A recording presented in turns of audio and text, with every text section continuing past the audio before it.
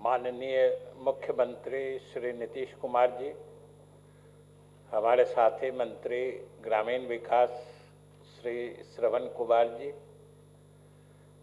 मंच पर विराजे मुख्यमंत्री के प्रधान सचिव श्री दीपक जी एवं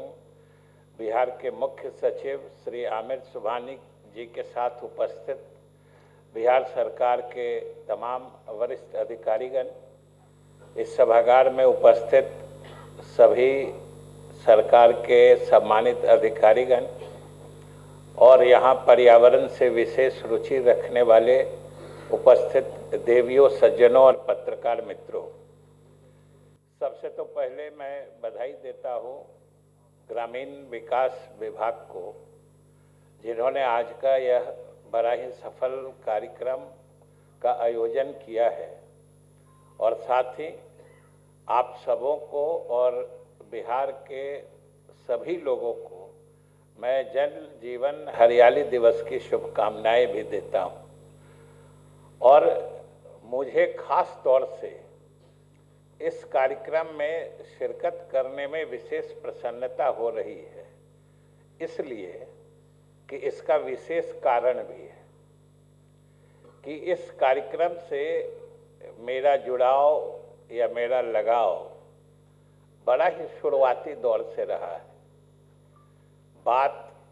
आज से लगभग 3.5 वर्ष पहले की है। उस समय माननीय मुख्यमंत्री जी ने मुझे बिहार विधानसभा के अध्यक्ष के रूप में काम करने का मौका दिया था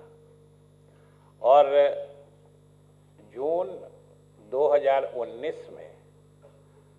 हमने विधानसभा में कुछ नियुक्तियां की थी और उन नियुक्तियों में कुछ अच्छे मेधावी अभ्यर्थी चुनकर आए थे, जो पारदर्शी तरीके से परीक्षाएं ली गई थी। तो मेरे मन में भाव था कि माननीय मुख्यमंत्री जी ने ही विधानसभा में बड़े विधिवत ढंग से हम लोगों ने नियुक्ति की नियमावली बनाई थी और इन्होंने अपने कैबिनेट से उसका अप्रूवल दिया था और इन्हीं के निर्देशन में हमने नियुक्तियां की थी। तो मेरी दिली तमन्ना थी कि इन्हीं के हाथों से उन अभ्यर्थियों को हम नियुक्ति पत्र दिलवाएं। ये वही कार्यक्रम था और उस समय जून का महीना, हमने कहा कि जून का महीना बरसात का महीना, शुरुआत होने का समय होता है और जून के आखिरी वक्त तक लगभग बारिश नहीं हो रही थी और लगातार 2 वर्षों से जो अनावृष्टि का काल होता है, अल्पवृष्टि का काल होता है, वो चल रहा था। सुखाड़ की बड़ी गंभीर समस्या बनी हुई थी। उस समय हम लोगों ने वो कार्यक्रम किया था और उसी समय माननीय मुख्यमंत्री जी ने ये जो उस समय का माहौल था सूखा का, इन्होंने कहा और जलवायु परिवर्तन की चर्चा आम हो ही चुकी थी। इन्होंने सुझाव दिया कि एक कार्यक्रम होना चाहिए कि जो जलवायु परिवर्तन के साथ ये मौसम की जो बदगुमानियाँ होती हैं उससे कैसे निपटा जाए, इस पर एक कार्यक्रम। और इन्होंने खुद इच्छा जाहिर की कि हम चाहते हैं कि विधानमंडल के सभी सदस्यों से भी इस विषय पर मशविरा किया जाए। और इन्हीं के निर्देश पे जो अभी आपने यहाँ प्रदर्शनी जो लगी है उसमें भी जाके देखिएगा, इन्होंने ही जो एक, समझिए कि वो भी राष्ट्रीय स्तर का सभागार है, बिहार विधानमंडल का जो सेंट्रल हॉल है, उसी में हमने बिहार विधानमंडल के दोनों सदनों के सारे सदस्यों को, सभी पार्टी के लोग थे और सरकार के सभी वरिष्ठ अधिकारी थे और लगभग 8 से 10 घंटे का वो लगातार मंथन चला था। करीब करीब 100 के आसपास लोगों ने, विधायकों ने, अधिकारियों ने अपने विचार रखे थे और प्रस्तुतियां विभिन्न विभागों के द्वारा दी गई थी। और उसी समय माननीय मुख्यमंत्री जी ने घोषणा की थी कि भाई इतना प्रभावकारी मंथन हुआ है। अब इसके आधार पर एक योजना बननी चाहिए और उन्होंने अधिकारियों को निर्देश दिया था कि इसके आधार पर एक दूरगामी प्रभाव वाली योजना बने और उसी से ये जल जीवन हरियाली कार्यक्रम की शुरुआत हुई। और जो 2 अक्टूबर अभी आपने सुना कि 2 अक्टूबर से इसकी शुरुआत हुई, इसलिए मुझे तो और ज़्यादा बेहद प्रसन्नता होती है जब इस अभियान जल जीवन हरियाली कार्यक्रम या इस अभियान से जुड़ा हुआ कोई कार्यक्रम होता है तो हमें तो बरबस 2019 वाली बातें याद हो आती है। और एक और अच्छा संयोग था कि उसी के बाद ये जुलाई और अगस्त आपने देखा सब हुई बात। हम सितंबर में जो स्पीकर्स होते हैं उनकी एक बॉडी होती है, इंटरनेशनल अंतर्राष्ट्रीय राष्ट्रमंडल संसदीय संघ कहते हैं, CPA, कॉमनवेल्थ पार्लियामेंट्री एसोसिएशन। उसकी बैठक अफ्रीका में, वहाँ युगांडा देश की राजधानी कंपाला में थी। मुझे उसमें जाने का मौका मिला था और संयोग देखिए, सुखद संयोग कि उस बार की जो बैठक थी 19 की, जो सितंबर अक्टूबर में आयोजित हुई थी, उसका थीम सब्जेक्ट था क्लाइमेट चेंज, चैलेंजेस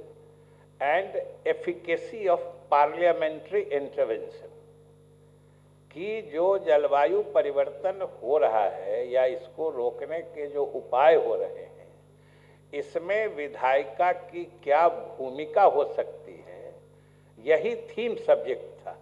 कंपाला वाले इस कॉन्फ्रेंस का। अब मेरे लिए तो इससे कुछ सुखद बात ही नहीं हो सकती थी कि हम लोग उस पर पूरी विधायिका बिहार की दिन भर का मंथन करके माननीय मुख्यमंत्री जी के निर्देश पर और बिहार सरकार ने एक प्रभावी कार्यक्रम की शुरुआत करती थी, तो हमने तो उसमें बढ़कर चढ़कर न सिर्फ हिस्सा लिया, बल्कि जब बिहार की उपलब्धियों या बिहार में जो कुछ हुआ है उसकी जानकारी, जब चूँकि उसमें पूरे दुनिया के लोग आए हुए थे, विभिन्न देशों के लगभग हर महादेश के कई देशों के स्पीकर्स या प्रिजाइडिंग ऑफिसर्स जो कहते हैं, सब लोग आए हुए थे। उनके बीच में बिहार प्रोविंस में जो जलवायु परिवर्तन के प्रति यहाँ की विधायिका और सरकार की संवेदनशीलता है, इसकी चर्चा, इसका जब जिक्र हमने किया तो वो जो सेशन था वो खत्म हुआ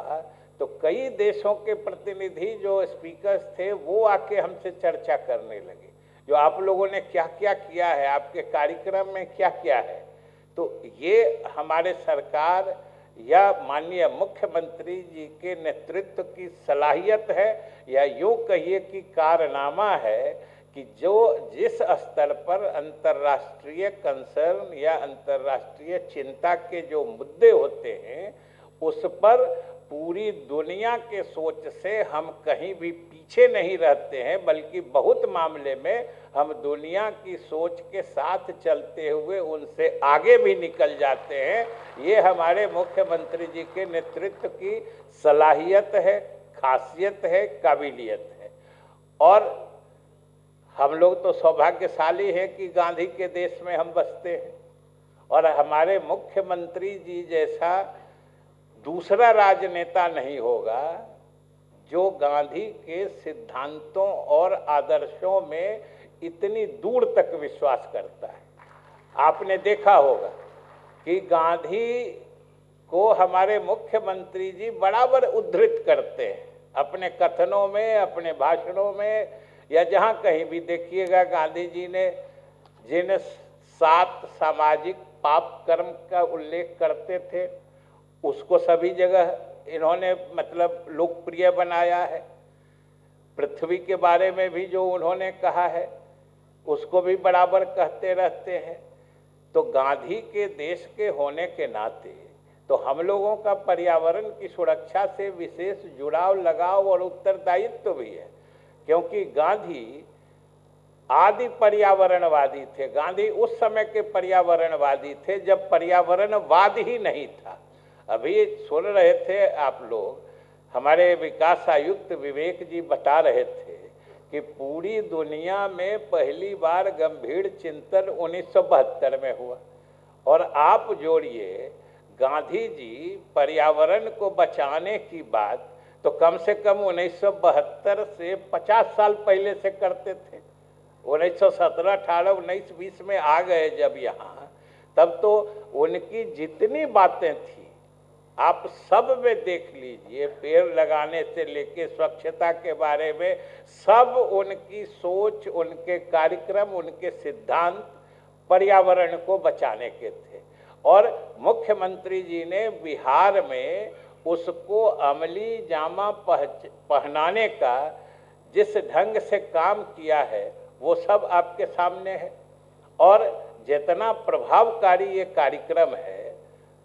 उसका तो सीधा प्रदर्शन जो जमीन पर हो रहा है, अभी आपके सामने जो उससे जुड़े ग्रामीण क्षेत्र में रहने वाले किसान हैं, अभी आपके सामने उन्होंने अपना सीधा अनुभव बताया। जो जमीन पर जो इनके कार्यक्रम पहुंच रहे हैं उसका क्या असर हो रहा है, लोग समाज कैसे उससे लाभान्वित हो रहा है, ये आपने सीधे तरीके से सुना। जीविका दीदियां किस तरीके से उसमें काम कर रही हैं, ये भी आपने सुना। और इसका नतीजा तो सामने आ रहा है कि अभी तो हालांकि मौसम की जो बदगुमानी कहते हैं